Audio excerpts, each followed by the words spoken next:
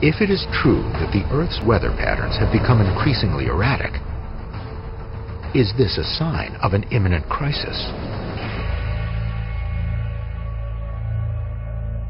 The real problem is that the global climate system is a very, very complex system.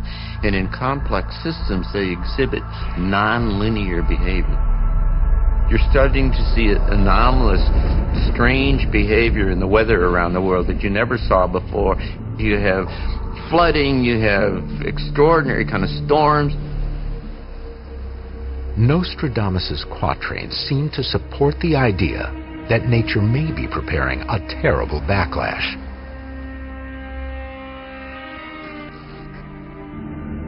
Shortly afterwards, not a very long interval, a great roaring storm will be raised by land and sea, flames, animals, which will make more upheaval. Century 2, Quatrain 40, he refers to not just simply one storm, but to a series of storms that keep coming again and again and again. The great city of the maritime ocean, surrounded by a swamp of crystal, in the winter solstice and the spring, will be tried by a terrible wind. If I were a 16th century man and I tried to describe these amazing neon-covered, lit, artificially lit skyscrapers with their geometric and angular cuts of glass windows and glass signs, I might call that a city that's in a swamp. He might be talking about downtown New Orleans in Hurricane Katrina. I had a friend call me up when Katrina was happening, another Nostradamus fellow, and he wanted to talk about Century 9, Quatrain 48, because it appeared to him that this was a very direct and exact description of Katrina and all the other hurricane disasters. If Nostradamus predicts an escalation of these battering storms, what might the climax be? Hurricane Ike was as big as the Gulf of Mexico. We're now finding not just simply one storm of the century, but we're finding strings of storms of the century. They're coming over and over and over again. While the storms keep coming fast and furious, the concern about 2012 rises, and the search for answers grows more urgent. Near Nostradamus' town of Salon in southern France, there is an obscure cross that may provide yet another dire warning that some believe points directly to 2012.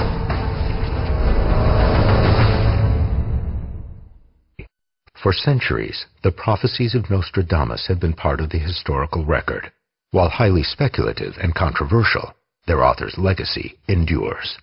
Viewer discretion is advised.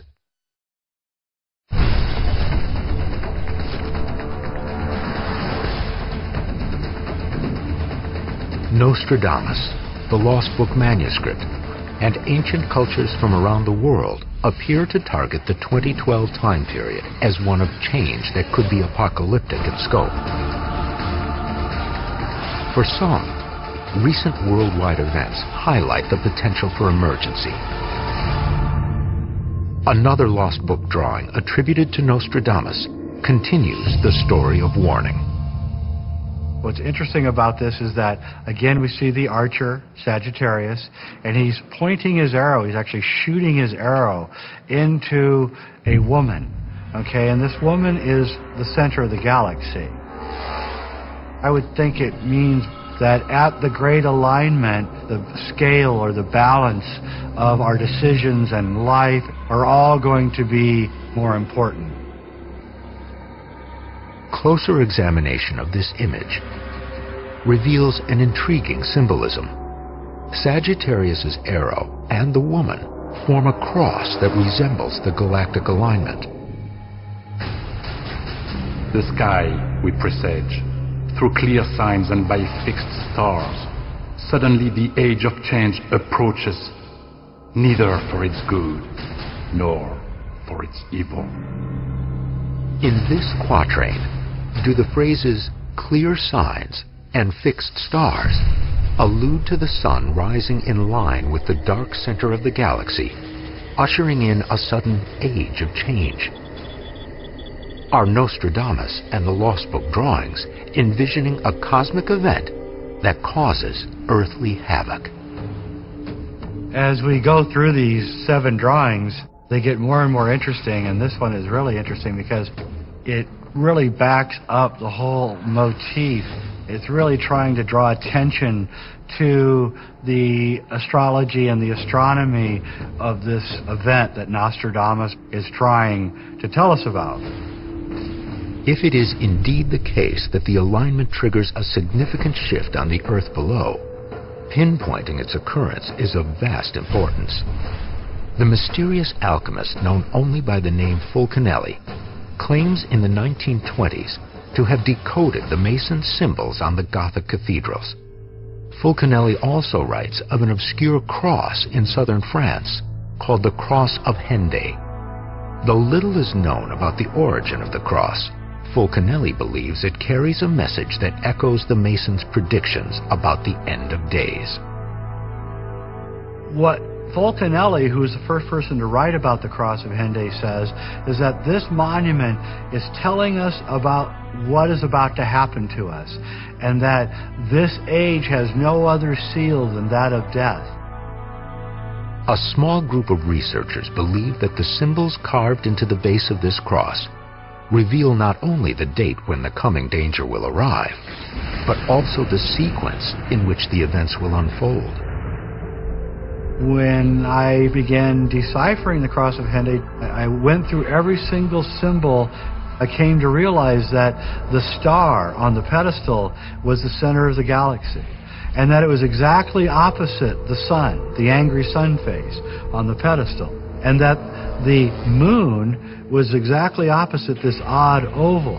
And as I explored this further, I realized that the odd oval is the precession of the equinoxes. And so this is like the big clock that we're watching. The clock appears to be counting down to the coming galactic alignment in a very specific way. The gravitational pull of the sun and the moon cause the Earth to wobble on its axis, which means that the Earth's view of the constellations changes by 1 degree every 72 years. This is called the precession of the equinoxes. Over 26,000 years, these constellations rotate a full 360 degrees back to their starting point. According to one interpretation, the cross, like the Mayan calendar, uses the last galactic alignment that happened 26,000 years ago as a starting point to count down to the next one, due to occur in 2012. If we start with the cross, it's easy to see, okay, this is our alignment. Basically, if you look at all the images combined, you come up with a rough idea that what we're looking at is a time period. And that time period is roughly equivalent to the Mayan calendar, from roughly 1992, 1993 through 2012.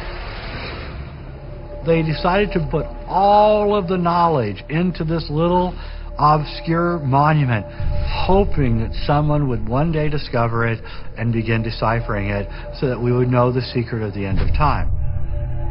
This is what Nostradamus was pointing to in the quatrains, and this is what Fulcanelli was sort of punctuating with the idea of the Henday cross. It's coming, get ready, it's going to happen, get ready, be aware of it. That's about all you can do.